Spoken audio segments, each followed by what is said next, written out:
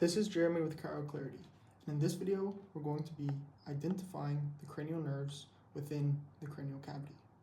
But before we get to identifying the actual cranial nerves within the cranial cavity, we need to first establish and build a foundation of the bony anatomy of the cranial cavity.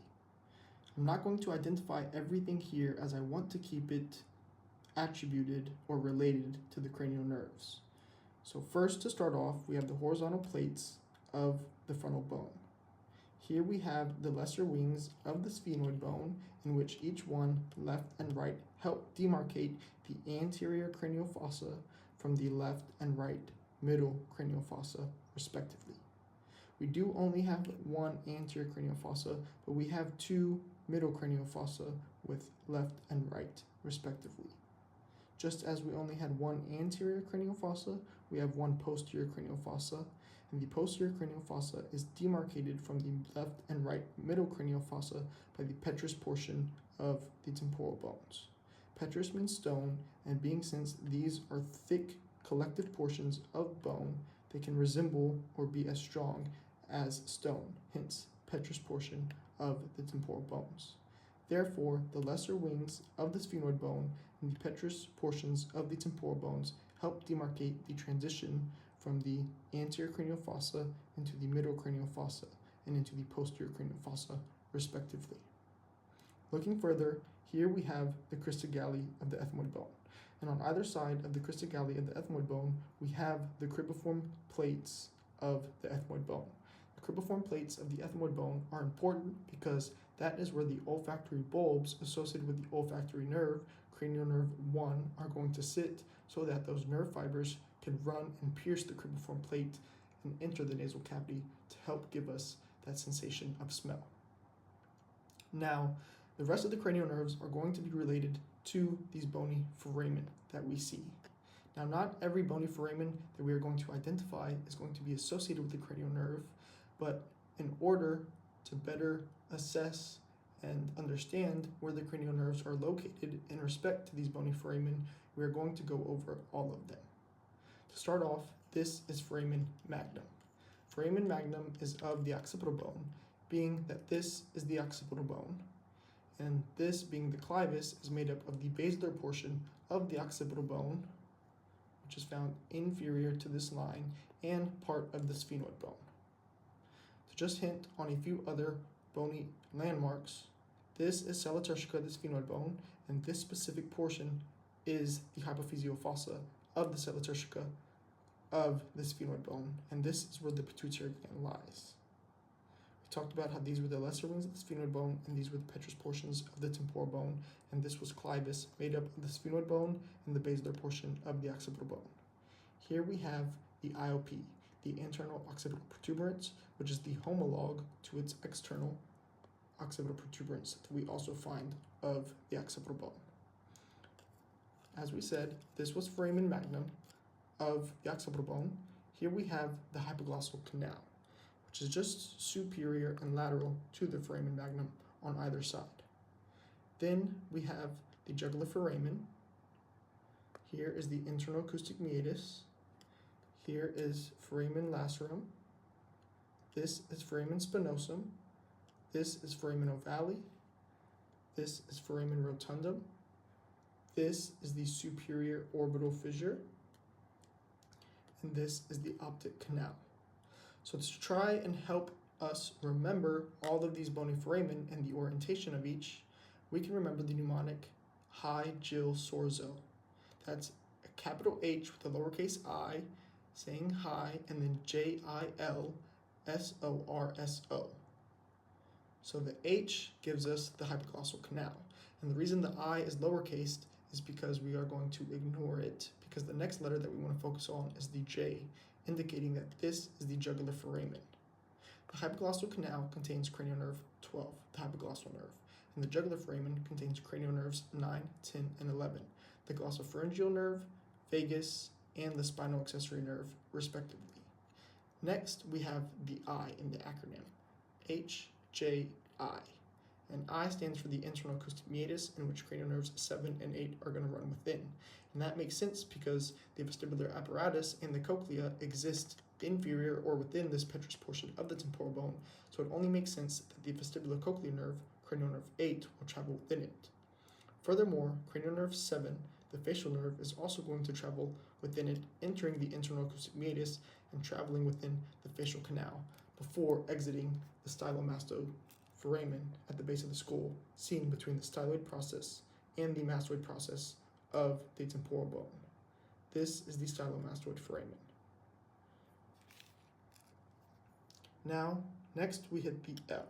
So H, J, I, L, and L stands for foramen lacerum, in which nothing of significance is really contained within here. Next is the S, foramen spinosum, in which we have the middle meningeal artery. Then we have O, foramen ovale, in which the most significant structure here is going to be cranial nerve VIII, the mandibular division of the trigeminal nerve, which has mixed innervation containing both sensory and motor fibers. R is foramen rotundum, and here we have cranial nerve V2, the maxillary division of the trigeminal nerve, running. Then we have the superior orbital fissure, and within this superior orbital fissure, we have cranial nerves 3, 4, 6, and V1. That's the oculomotor nerve, the trochlear nerve, the abducens nerve, and the ophthalmic division of the trigeminal nerve, respectively. Then the next O and the final O is the optic canal, in which the optic nerve will run in, as well as with the ophthalmic artery, which is a branch off the internal carotid artery. So, within cranial nerve 12, cranial nerve 12 travels within the hypoglossal canal. Cranial nerve 12 is the hypoglossal nerve, so that's an easy attribution. The jugular foramen contains cranial nerves 9, 10, and 11. The internal acoustic meatus contains cranial nerves 7 and 8. Cranial nerve V3 is found within foramen ovale, cranial nerve V2 within foramen rotundum, cranial nerves 3, 4, 6, and V1 within this superior orbital fissure, cranial nerve 2 within the optic canal, and then cranial nerve 1 is going to be associated with the cribriform plates of the ethmoid bone, because that is where the bulb of the olfactory nerve is going to sit, and then those olfactory nerve fibers are going to project through the cribriform plate into the nasal cavity.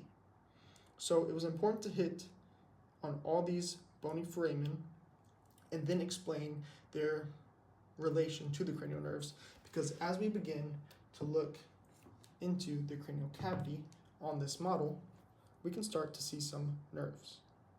Here is the optic nerve, cranial nerve 2, and before that we have the olfactory nerve, which is cranial nerve 1, and we don't see it illustrated here, but it would sit on the cribriform plate of the ethmoid bone.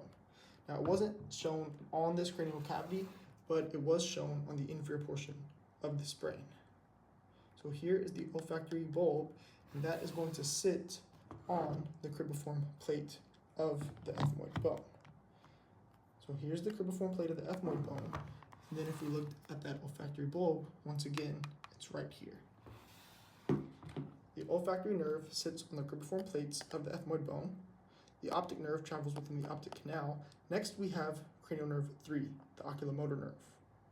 The oculomotor nerve does exist within the supraorbital fissure, which we knew was a structure demarcated over here.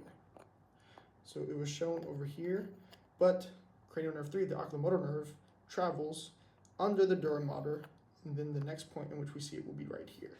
So it does exist within that supraorbital fissure, but as it travels, the next point in which we'll see it, if the dura mater is on the cranial cavity, is going to be right here. From here, we follow the rules of 3. If we go down a straight line, we'll run into cranial nerve 6, and if we continue going down the straight line, we'll run into cranial nerve 12. So the rule of 3s is going to be seeing the oculomotor nerve right next to the saliturgica portion of the sphenoid bone, as long as we can differentiate it from the optic nerve, which is generally going to be an easier one to identify. So the next nerve, by saliturgica, just lateral to saliturgica of the sphenoid bone, is going to be the oculomotor nerve. And then following the rule of 3s, if we multiply by 2 as we travel down, we'll run into the abducens nerve, cranial nerve 6. And then if we continue that rule of 3s and multiply by 2 as we continue traveling down, we'll run into the hypoglossal nerve, which we know runs within the hypoglossal canal. From here, all we're going to do is count backwards. So hypoglossal nerve is cranial nerve 12, If we go right to the right of it, or just lateral, we'll find cranial nerves 11, 10, and 9. So from 12 we go to 11, the spinal accessory nerve, 10, vagus, and 9, the glossopharyngeal nerve. And if we continue counting down, we'll find 8 and 7 within that internal acoustic meatus, the vestibulocochlear nerve and the facial nerve respectively. Now, we already said where 6 was, so the next number to count down from is going to be 5, the trigeminal nerve, which we find right here. And that is an easy way to identify the cranial nerves within the cranial cavity after building that bony landmark foundation and following the rule of threes.